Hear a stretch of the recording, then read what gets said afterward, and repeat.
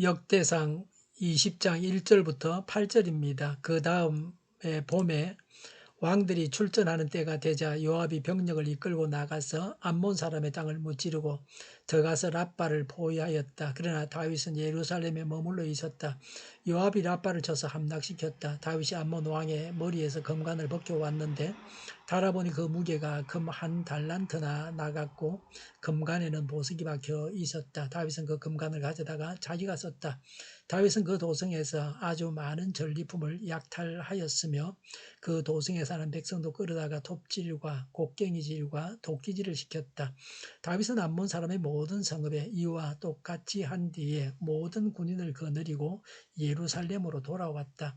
그 뒤에 게셀에서 블레셋 사람과 전쟁이 벌어졌다. 그때에 후사 사람 10부개가 거인족의 자손 10배를 쳐 죽이자 블레셋 사람이 항복하였다. 또 블레셋 사람과 전쟁이 벌어졌다. 야일의 아들 엘하난이 가드 사람 골리앗의 아우 라흐미를 죽였는데 라흐미의 창자루는 배틀 앞다리 같이 굵었다.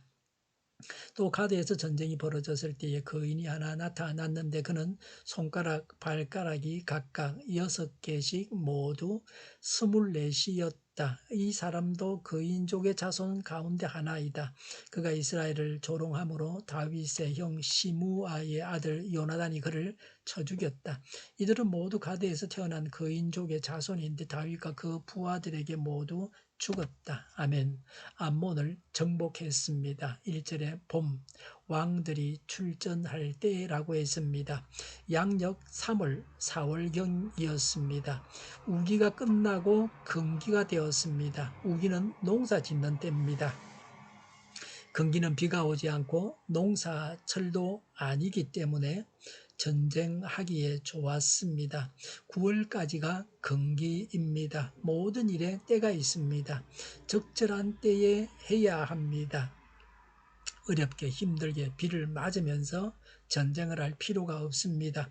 암몬에 대한 원한을 갚을 기회가 왔습니다. 전쟁하기 힘든 때에는 충전하고 있다가 전쟁하는 때가 되어서 전쟁을 했습니다.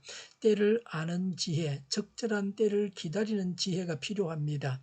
쉽게 할 수 있는 일을 서둘러서 어렵게 할 필요가 없습니다. 적절한 때에 적기에 일을 해야 합니다.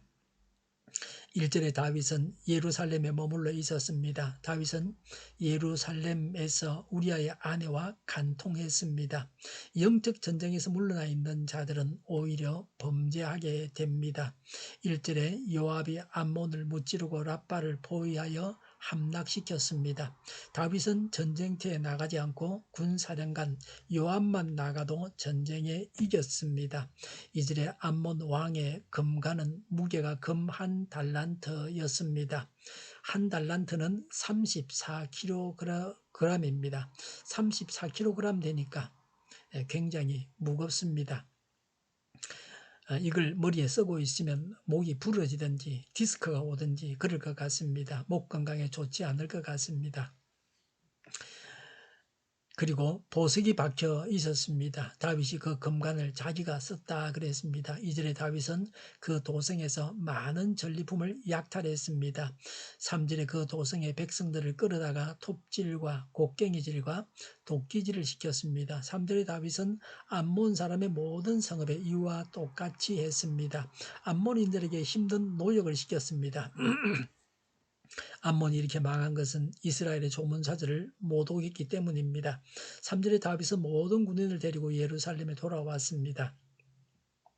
시리아나 다른 나라가 암몬을 돕지 않았기 때문에 쉽게 암몬을 무찌를 수가 있었습니다. 암몬은 다윗이 보는 조문사들을 심하게 모독하고 전쟁을 시작했다가 정복당하고 말았습니다. 암몬 정복을 통해서 우리가 얻는 교훈은 첫 번째, 사단의 세력을 정복해야 한다는 것입니다. 그리고 철저하게 정복해야 합니다. 두 번째는 이스라엘을 모욕하던 자들이 노예가 되었습니다. 하나님은 악인을 징벌하십니다. 악인에게 멸시받는 성도의 영광을 회복시켜 주십니다.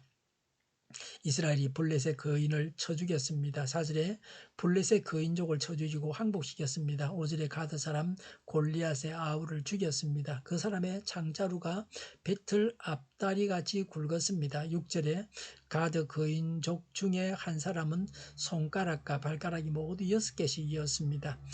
7절에 그 사람이 이스라엘을 조롱하다가 죽임을 당했습니다. 8절에 가드에서 태어난 거인족의 자손들이 다윗과 그 부하들에게 모두 죽임을 당했습니다. 다윗이 골리앗을 쳐 죽였는데 골리앗의 아우와 거인들은 다윗의 부하들에 의해서 죽임을 당했습니다. 다윗과 골리앗의 싸움에서 다윗이 이겼던 일이 여기서도 일어났습니다. 그인들도 이스라엘을 당하지 못했습니다. 하나님께서 함께 하시면 이렇게 놀라운 일들이 일어납니다. 하나님은 약한 자를 들어서 사용하셔서 강한 자를 이기게 하십니다. 하나님은 이렇게 하십니다. 우리의 약함을 한탄할 것이 아니라 하나님의 강함이 우리를 통해서 나타나게 해야 합니다. 블레셋은 세 번에 걸쳐서 전쟁에 졌습니다. 이스라엘이 블레셋을 눌러놓았습니다. 블레셋은 이전에 이스라엘을 꾸준히 괴롭혔습니다. 블레셋은 도시국가 체제를 가지고 있었고 해양민족입니다. 그래서 완전히 정복할 수 없었습니다. 이후에도 계속 이스라엘을 괴롭혀 왔습니다. 이스라엘이 강할 때는 블레셋은 남아있다가 이스라엘이 약해지면 나타나서 덤벼들었습니다. 블레셋은 없어지지 않았습니다. 몸의 저항력이 떨어지면 병에 걸리는 것과 같습니다. 이것이 주는 영적 교훈은 사단이 세상 끝날까지 있어서 계속 성도를 노립니다. 그래서 성도는 늘 사단을 경계해야 합니다. 사단은 거인처럼 우리를 대적합니다. 우리의 힘만으로는 사단을 이길 수가 없습니다. 우리는 하나님을 의지해야 합니다. 그래서 사단을 대적해야 합니다. 다윗의 정복 사업으로 이스라엘의 지도가 바뀌었습니다. 이렇게 해서 하나님께서 아브라함에게 약속하신 땅이 주어졌습니다.